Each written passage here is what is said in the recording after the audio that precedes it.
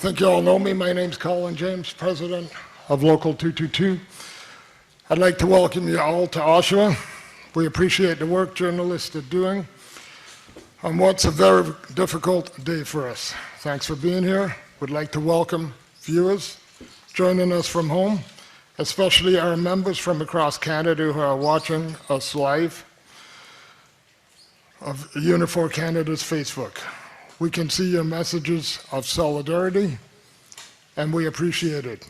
Now I'd like to introduce you to our national president, Jerry Diaz.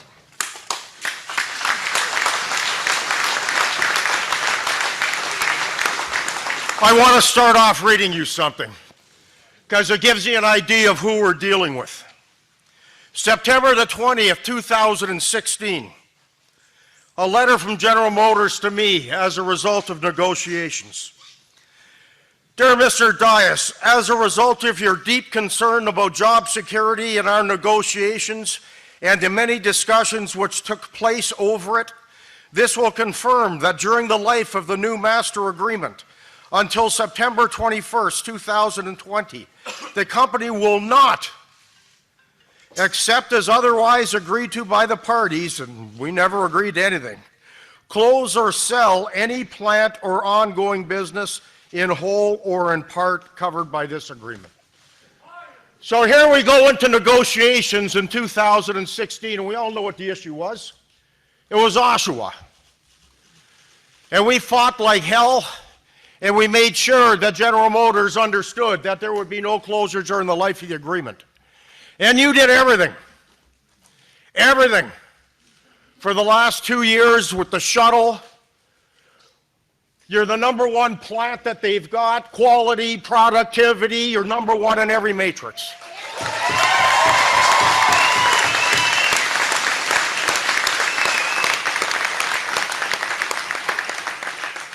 We got a phone call. They set up a conference call for yesterday at 4 o'clock. Where they wanted to have a discussion. The problem is I got a call at 3:20 from the CBC, hearing rumors that GM was making a major announcement. And within the major announcement, it was going to include the Oshawa facilities. So when we got on the call at 4 o'clock, they said, look, we have to have a discussion with you about Oshawa. So we just got a call from the CBC telling us that you're announcing tomorrow that you have no products allocated for Oshawa after December in 2019. And there was silence on the other end of the phone. And then the conversation started to verify that that was in fact one of the issues that they were announcing. So today, GM announced a major global restructuring, including the closure of 4 plants in the United States, the Hamtramck facilities, the Lordstown facilities, and 2 powertrain operations. We met with GM today, and I'm here to tell you, in what we told them, they are not closing our damn plant without one hell of a fight.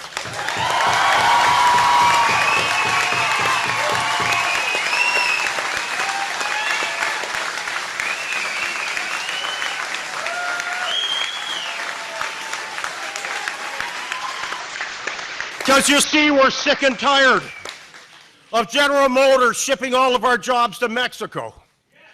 We've spent the last 15 months in negotiations of a new NAFTA to change the landscape. But of course we know that the terms don't kick in for a few years left. As we sit here today, let me walk through just a little numbers for you because of what we're dealing with. 5 years ago, we built the exact same amount of cars for General Motors in Canada that they did in Mexico. Within 5 years, if you look at General Motors' projection, which does not have an Oshawa in it, we will be building 190,000 cars in Canada, and Mexico will be building over 900,000. You see, so when GM says that a part of their master strategy is that they build cars where they sell, you know that their comments are completely disingenuous. And why do I say that? Because today we buy over 300, Canadians buy over 300,000 cars a year from General Motors, and we build over 300,000 vehicles a year from General Motors. And if you take a look at the numbers from Mexico, and if you take a look at the numbers this year, Canadians are buying about 45% more vehicles that are made by General Motors than Mexico, and year over year, you look at the Mexican numbers go down. So the question becomes, is General Motors disingenuous when they say that they build the cars where people purchase them? Were they disingenuous when they committed to us that they were keeping the plant open through the life of the agreement? Or was today all about their stock prices and a message to the shareholders? So we've got a problem here. And that's why we're here today. Because if we've got a problem, General Motors has a problem. Because I don't know how General Motors expects that Canadians are going to continue to support them as a country when they clearly have no intention of treating us as a nation and as workers with any respect. So this is time that we had a broader discussion. I had a discussion yesterday with the provincial government. We're flying to Ottawa. I'm likely meeting with the Prime Minister tomorrow, with Colin and Greg, and with our team, where we're going to say to the government that we have to use every trick, every tool. We're going to have to use all of the power of government to make sure that General Motors understands that they're not betraying this country again. Because look at what they have done to the manufacturing footprint in this country. Look at the plants they've closed. Look at the products they've moved from Canada to Mexico. The terrain. They moved the Silverado, our truck, the Sierra, our Equinox. They're building it. We can walk through the different closures. They are going to be building 900,000 vehicles, of which the overwhelming majority were ours. So at some time or another, GM is going to have to understand that we're not going to take it sitting down. And at some time or another, we're going to change things in Mexico, because Mexican auto workers that work for General Motors are paid $2 an hour and can never afford to buy the cars that they build, and I say that's a blasted shame. So the message today to General Motors is we are not going away without a fight.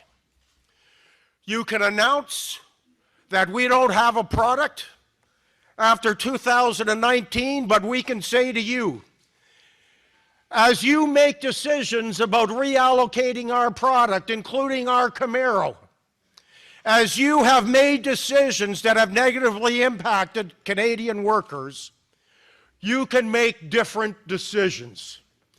Because as they have made the decision to move our jobs to Mexico, they can absolutely make the same decision to bring our jobs back.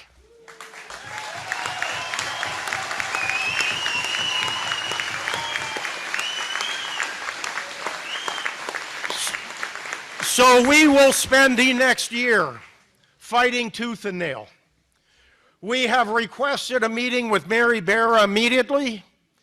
We have requested a meeting with Gerald Johnson, who allocates production, makes the recommendations to Mary Barra, and we're going to have a very straightforward discussion with them on what needs to be done. Because this is a shame, and it is a crime, and it is a betrayal, and we're not going to accept their decision, not one iota. The only decision that we're going to accept is the decision that they made in 2016 that says that we are going to be building trucks and our plant was going to be staying open for the life of the agreement. That's the only decision that we're going to accept here today. So we will be calling on you. We will be calling on you soon, and we will be calling on you often. because this is going to be a challenging time for all of us, including General Motors, as we find the resolution to this situation. But we are sick and tired of being pushed around. We're not going to be pushed around. And we're not going to let General Motors jerk us around. You know why? Because we deserve better, that's why. Nobody's given us anything, we've earned it. We are the best plant by every matrix, we win every award, and we damn well deserve respect.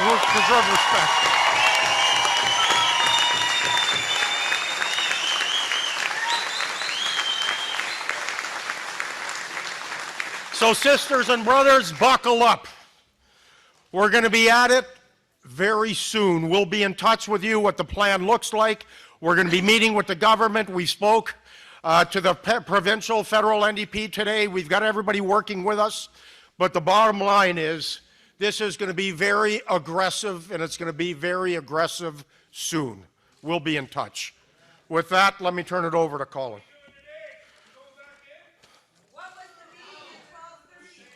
Nope, hold on. Do you want to walk through the meeting today? I thought. Greg Moff is going through the meeting today. That's the whole way we're laying it out. First and foremost, I want to thank everybody in this auditorium. I want to thank the men and the women in the assembly plant that walked out this morning. Yeah.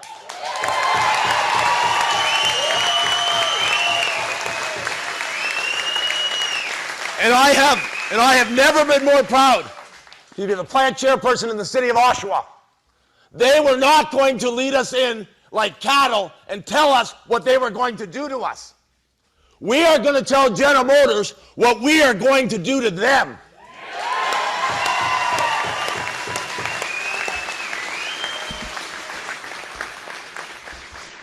We met with 4 people today from General Motors that have about that much pull. None. The people that are throwing the rocks at us are sitting in the ivory tower on the other side of Detroit. But I'm going to tell you, we're going to get a meeting with them, and we're going to deal with them. But I'm going to tell you another thing right now. We need to stick together now more than every other time in our life.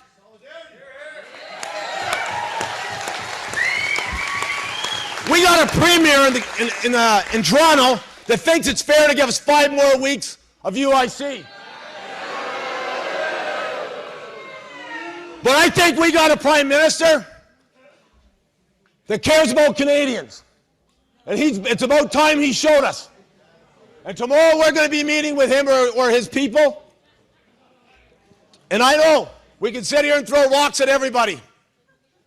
And I'm not anybody's fan when it comes to politics. Here's what I'm a fan of. I'm a fan of workers. I'm a fan of feeding families. I'm a fan of going to work every day and doing our jobs. And I can tell you, goddammit, there's nobody in this continent that does a better job than us. We're not asking for handouts. We're asking for what we earned. They asked us to do this. They asked us about BIQ4. How'd we do? Knocked it out of the park. 95% direct run. Highest quality. Been building trucks for less than a year, and we're better than the other 2 plants.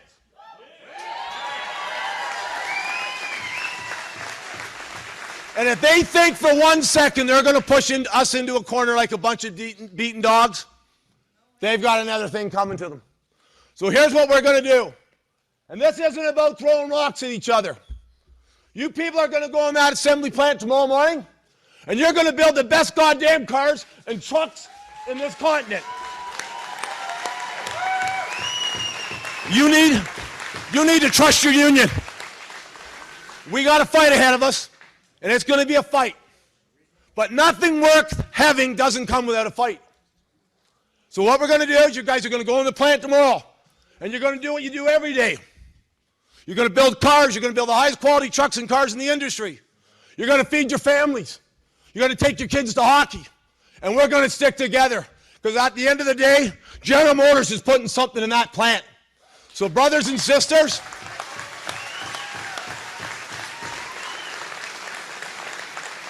I want to personally thank you for what you did this morning.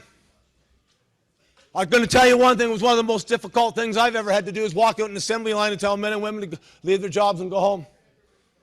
But we were not going to be helped. We were not going to get led by the nose. We need to stick together. And I'm telling you, we stick together, we're going to be all right. We start throwing rocks at each other, that's exactly what they want. So I'm asking you as your plant chairperson to go in that assembly plant and do your job tomorrow. We proved our point today. We threw the first rock. And let me tell you, it ain't the last rock. Brothers and sisters, I want you to go back to work tomorrow. You need to trust your union. We're going to fight like hell for this. And General Motors have no idea what they got coming to them. Brothers and sisters, I want to thank you very much. Give yourselves a hand.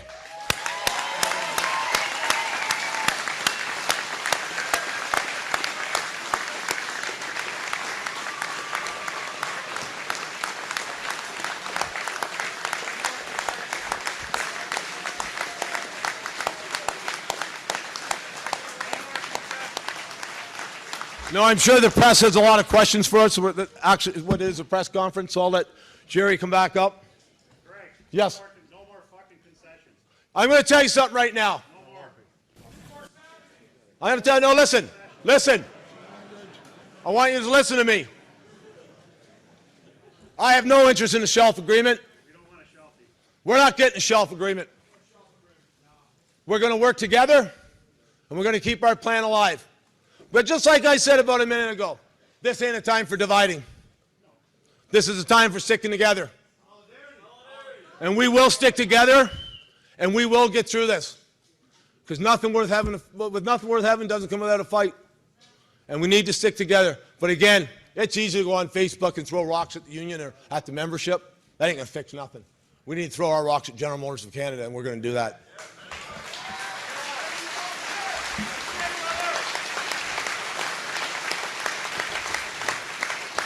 All right, just reiterating what Greg said, I'm so proud to see so many people in this room. We need everybody to keep in mind, it's not just about our General Motors workers.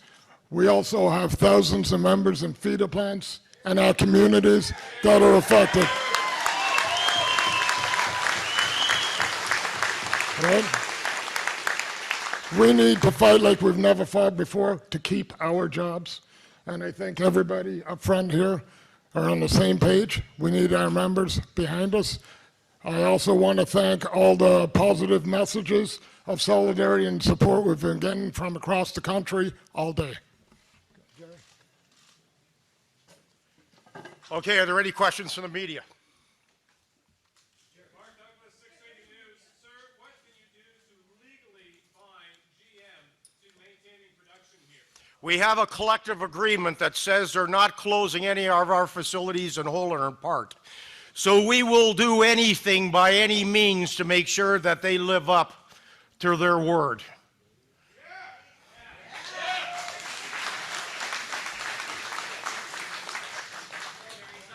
Okay. Go ahead, John.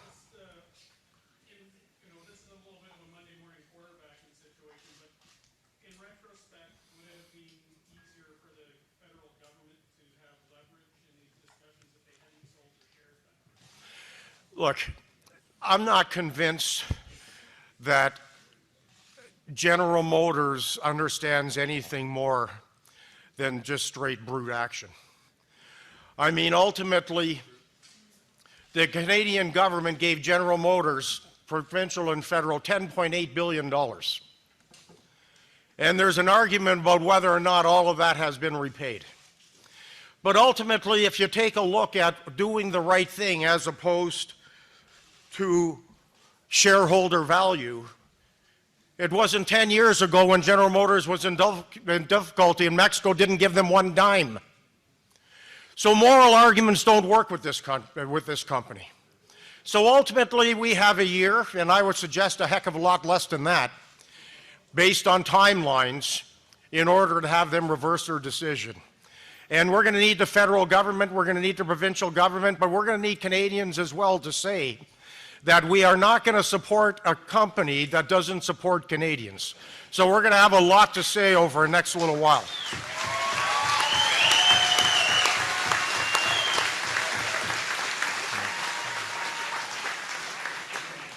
I'm sorry, I can't hear you. I hear that. Want to know if it's time to really push the discussion on if you don't manufacture here, you cannot sell here, and make the push for GM to start closing their dealerships. Well, I had a discussion, so you all know, with Gary Jones, who's the president of the United Auto Workers. And him and I are going to be meeting on Wednesday. Because we have the same problem. We're dealing with two economies that buy General Motors cars and are losing all of our jobs to the economy that doesn't buy any. So this has been the broad discussion that has transformed over the last 14, 15 months with the renegotiations of NAFTA. So General Motors understands what the issue is, but the bottom line is it's all about their messaging to their shareholders and to their board, because it has nothing to do with us. Think about what happened today. Here's how ridiculous it is. They announced the closure today, and did you read their press release? I never read anything so arrogant in my life. GM talked about all the incredible opportunities of going to AV vehicles, of going to electric vehicles.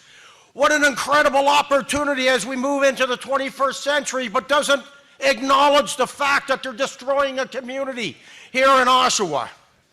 So it's that type of arrogance that leads to these types of questions.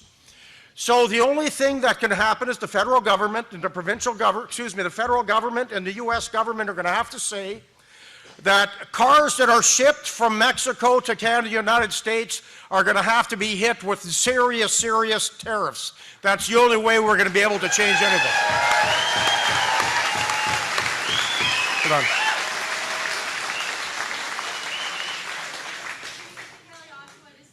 This union fought very hard when the truck plant closure was Yep. announced.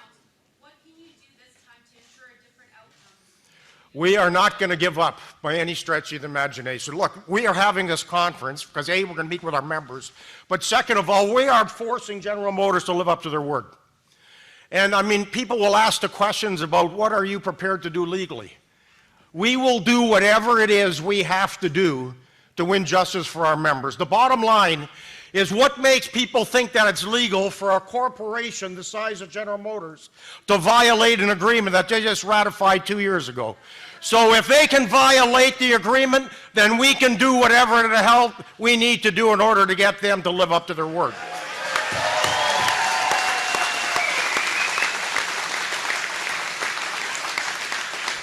Go ahead. Jerry, Doug from Rogers TV. GM did say in that news release saying that the Oshawa plant is under full capacity, and also there's a shift in changing the vehicles there for like vans and trucks and SUVs. Just your comment on that part. Say it again. Sorry, the GM said that they are half under capacity, that plant. Just your comment on that part. That's one reason why they're closing the plant down. And the other plan they did say is that with significant change in buying patterns away from the favorite trucks and SUVs, there are no available vehicles or programs in the gap in the Oshawa Assembly. Look, there is no question that the market is going away from cars. It's been happening for years. Everybody's buying pickup trucks, crossovers, SUVs. This isn't new. I mean, the industry has been monitoring this for years and have made the type of modifications in order to adapt. The problem is that they've invested all their money in Mexico instead of in Canada and the United States. They are making some investments in the U.S., obviously, but today's announcements are going to infuriate people as well. But they understand where the changes are going, where the industry is heading, but they've just chose not to make those investments here in Oshawa. But I also want to remind all of us of this. 2 years ago, when we were in negotiations with General Motors, they told us that they were not going to talk product until after we had a ratified agreement. And obviously, we negotiated the Silverado and the Sierra as we went back and forth with the U.S. So we are not going to move. We need to find a solution. We're going to meet and pass it on. But ultimately, this is going to be an argument not just with Unifor, but it's going to have to involve both levels of government and, of course, Canada in general. That's the only way we're going to get their attention. Yeah, I'm from Fight Back newspaper. I was just wondering, isn't it easier just to occupy the factory, put it under workers' control, and guarantee the jobs stay here? It sounds like a great idea. The key thing we want to do is keep the plant open.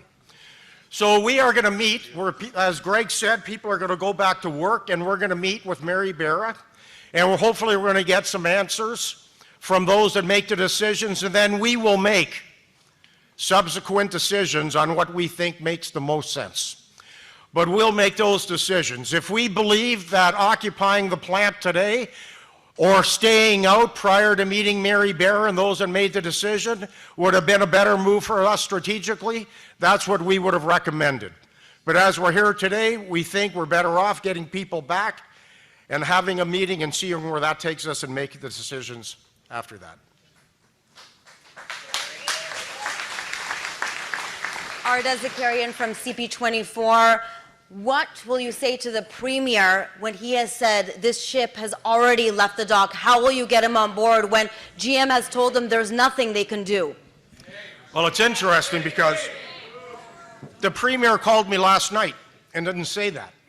And I was shocked this morning, by the way, when I read the release talking about an extra 5 weeks, because listen, this isn't about an extra 5 weeks. It's not about an extra severance. It's about preserving the jobs in this community. That's what this whole issue is about. And that was my message. That was my message to him last night. That was my message to the Prime Minister's office today. That'll be the direct message to the Prime Minister tomorrow. And we are not going off script. I'm fascinated, though, when I hear, you know, the cliches about I'm here for the people. And then the first thing that happens is say we're going to talk about an extra 5 weeks for EI. Doesn't make any sense.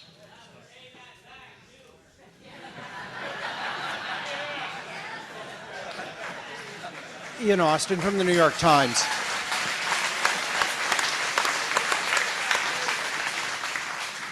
Do you have any sense, Jerry, if this plant got hit because they wanted to placate the Trump administration by closing a plant outside the United States? Look, I can't guess. If it was about appeasing the Trump administration, why would they have closed 4 plants in the U.S.? If they were looking to appease the Trump administration, they would have at least thrown in 1 token plant from Mexico.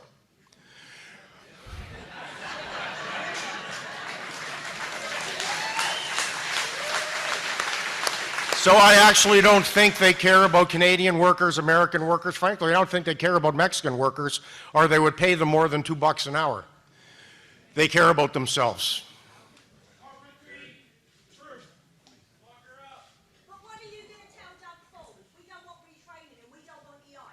We already told them, we're not closing our plant. We already told them, we're not closing our plant. We've been open for the last 10 years, right? Jerry, Adrian Gobriel with City News. Go ahead. As you've noted, GM today saying this is a step forward for the company when it comes to the autonomous vehicle, when it comes to building green electric cars. Could something more have been done, or can something more be done to position this plant for the future? Or has that ship already sailed? You would think that a company that just spent over $500 million on a new line would want to get their value from it. We know what we've got here. We've got one of the best paint shops that GM has globally. They spent $500 million on a new line. So what we need is a product. Because we've already got, I will argue, the investment. Would a body shop help? Of course. Then we wouldn't need the shuttle. So there's going to be a lot of discussions over the next few days and the next few weeks. We'll see how it unfolds. Hi, my name is Christine Thornton, and I'm a freelance journalist, and I'm working today with Ricochet Media. I actually don't have a question for you. One of the GM workers does, and so I'm simply relaying it. Her name is Allison, and she's very upset today, as are many of the people in this crowd. She wants to know why it is that if the contract only was for 18 months, why is it that this room is full of very surprised people? The collective agreement was for 4 years, not for 18 months. So in regards to I should say the pay or the buyout, is that related to what is The what? happening today for tenured employees and staff over 12 years? My understanding is that there was a buyout that was offered salaried. to them. Or salary, sorry, Okay. rather. I can't control what they do with the salaried group. All I know is we signed a 4-year deal with no closures, and we expect they're going to live up to it. We didn't So- sign an 18-month deal. Frankly, I wish we did. We'd have been in bargaining 6 months ago. Okay, thank you very much. Any other questions? Ian Biggs, the Canadian Press. So what is the plan for the people in this room and workers at the plant for the next year? What are you telling them long term as they have to go? We put out an announcement at 4 o'clock yesterday. And we're going to make sure that we utilize every tool in the toolbox. We are going to meet with those people that can make the decisions because we haven't spoken to them yet. After we meet with them, we are going to continue our internal discussions as to what makes the most sense.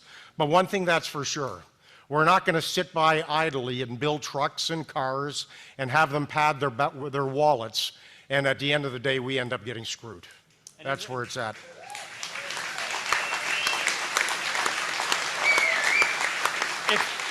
If GM does stick with their plan, what comes next? No, look, I don't know how many ways I have to say this. Ultimately, A, we're not accepting their decision. B, we are going to do whatever it is we have to do to have them reverse their decision.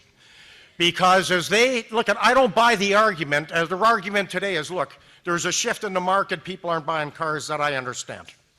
But they have the ability to make decisions. And as they have allocated products made in Canada to Mexico, then there's no reason they can't allocate that Mexico products being allocated to Canada. I think about the Chevy Blazer that is going to be built. There's options, and they're going to have to understand what the options are. Go ahead.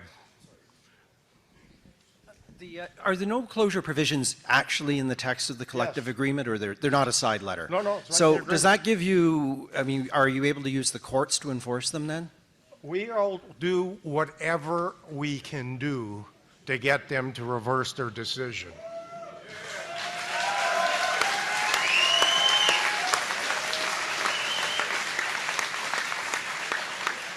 Okay, let me turn it over to you, Moff. Thank you very much. To the media, more importantly, thank all of you for being here. This is an important day. It's a problematic day for all of us, but I'm telling you one thing. We aren't giving up. Let's get this thing done.